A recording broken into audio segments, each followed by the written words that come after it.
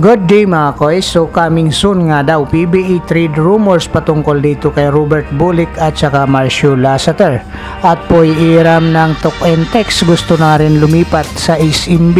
Ito nga mga koy sa ating pag-uusapan sa video natin ito. Ngunit kung bago ka pa lang sa aking munting YouTube channel ay humihingi po ako ng likes, share and subscribe. Maraming salamat.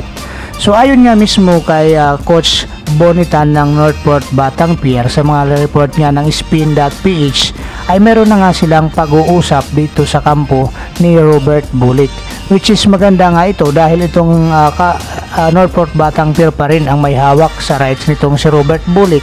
Pero itong patungkol kay Marcio Lasater ay kumukonekta rin ito dito kay Robert Bulik dahil itong si Marcio Lasater di umano ito yung magiging kapalitan ni Robert Bulik dito sa San Miguel Bermen. So ngayon nga maraming malulungkot dito sa balitang ito patungkol nga dito sa trade rumors na to, lalong lalo na yung mga fans ni Marcio Lasater na matagal nang sumusubaybay dito sa San Miguel Bermen, which is wala tayong magagawa dito mga koys dahil ang PBE is business nga ito. So alam naman natin mga koys, si Arwin Santos, si Alex Cabagnot o maging nga si Lakay Danny ay naitapon at naitapon ng San Miguel. So hindi malabong mangyari talaga ito mga koys ito kay Marcio Lasater, lalong lalo na nangangailangan sila dito kay Robert Bulik.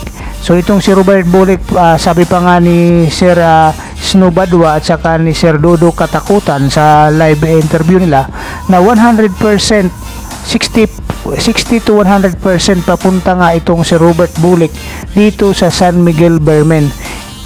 Inaayos lang ang usapan nito mga koys dito tungkol dito sa magiging trade transaction. At aasyon pa nga dito nga mga koys sa mga naunang balita.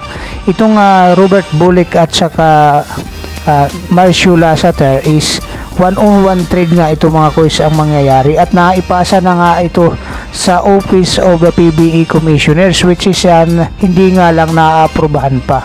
So ibig sabihin nga mga koys, bago pa nga bumalik itong si Robert Bulik papunta dito sa Pinas, dahil alam natin na nag-Japan bilig nga ito, ay naikasa na pala ang trade dito sa Bulik Marcio Lasater. So ngayon nga mga koys, antabayanan natin dahil alam naman natin mga koys na wala talagang imposible dito dahil nga may mga pangyayari na talaga dito na yung mga star player ng San Miguel Bermen, pag ito ay nagkakaedad na ay nililipat na nga nila ito sa ibang mga kupunan. Katulad ng mga nabanggit ko kanina na mga star player ng San Miguel Bermen ay hindi nga nila ito pinagretiro sa kanilang kupunan, bagkus ay trinid na nga nila ito. Katulad itong si Danny ay 2 times PBE MVP ito sa San Miguel Bermen. So nawala rin si Danny ay dyan, hindi nakapagretiro. Itong si Arwin Santos, si Alex Cabagnot, sino pang mga player natin kilala dyan. So hindi malabong mangyari din dito kay Marcio Lasater. Malulungkot man tayo mga fans ni Marcio Lasater, so tatanggapin na lang din natin mga koys kasi tulad ng sinasabi ko nga, ang PBE ay negosyo. So maghahanap ang San Miguel Bermen na kung paano lalakas ang kailang team. So ganun din sa ibang mga team mga koys, hindi lang naman sa SMC ang tinutukoy natin dito. Yung ibang mga team din ay ganun din naman ang mga transaksyon at kipag-trade para mapalakas ang kailang mga kupunan.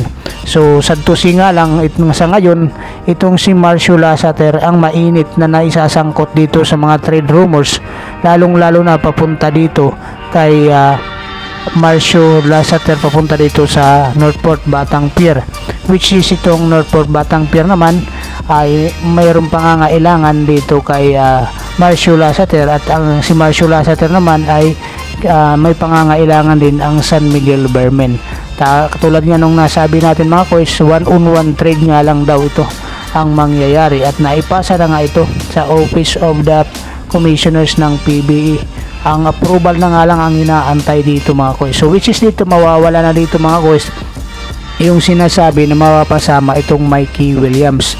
So dito hindi na natin isasama yung Mikey Williams dyan sa trade na yan mga koys dahil iba na ang nagiging takbo ng usapan dyan ngayon dahil itong 1-on-1 trade na nga ang nangyayari dito kay Marcio Lasater at saka dito kay Robert Bulik. So kung sa pagiging shooter, nandyan si Robert Bulik, nandyan din si Marcio Laster.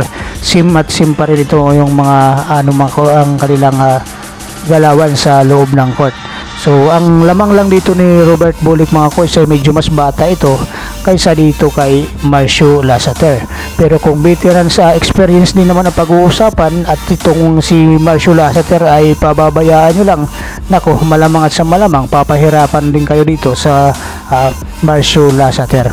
At ito na naman mga coach, may isa na namang napag-usapan na mapapatrade nga dito sa San Miguel Bermen. Ito ay pinasabog nga mismo ni Isno Badwa. Ayon nga dito mga coach, GP Iram to SMB. Isang big man ang asar sa uupo na coach, which is si Coach Chot Reyes. So ngayon nga mga coach na si Coach Chot Reyes ang papalit sa susunod na season siguro, ay ito nga naghihingi na nga na maipalipat itong si Poy Iram sa koponan ng San Miguel Bermen dahil sa ayaw nga niya dito kay Coach Chot Reyes. So ano ang problema nila dito ni Coach Chot Reyes? Bakit ayaw ni Poy Iram dito sa kanyang maging coach niya itong si Coach Chot Reyes?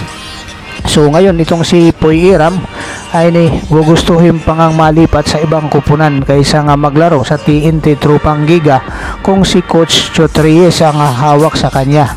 So medyo masamang balita nga ito mga coach. Pero ayon nga sa kanya, kung si Coach Jolas pa rin ang hawak ng TNT Tropang Giga hanggang sa paggaling nga niya dito sa kanyang injury, ay mananatili siya dito sa Talk and Text Tropang Giga. Pero kung si Coach Chot Reyes na nga ang hawak bilang head coach nitong Talk and Text Tropang Giga, ay gugustuhin nga daw nitong si Poy Iram na palipat sa ibang kupunan. At alam naman natin na ito yung si Poy Iram ay mayroon pang iniindang injury at nagpapagaling pa nga ito sa ngayon. Kaya hindi nga natin napapanood ito ngayon sa PBE Commissioners Cup kung saan mayroon na silang 1-1 standing ngayon sa maagang pagsisimula nga nitong PBE Commissioners Cup. So ngayon nga mga coach, kung mapapalipat sa SMB itong si Poy Iram, sino naman dito sa player ng SMB ang magiging kapalit nito?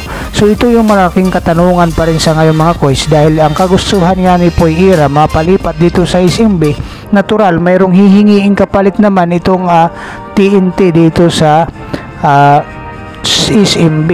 So sino yung papakawalan ng SMB para makuha nila itong si Poy Iram na nanghihingi nga ng trade papuntang SMB, dahil gusto nga niya dito maglaro sa SMB kung itong si Coach Chot Reyes ang hawak ngayon ng TNT Tropang Giga. So kung mayroon kayong mga komento at suggestion mga coach, iwanan nyo lang dyan sa baba at atin yung pag-uusapan. Maraming salamat mga coach.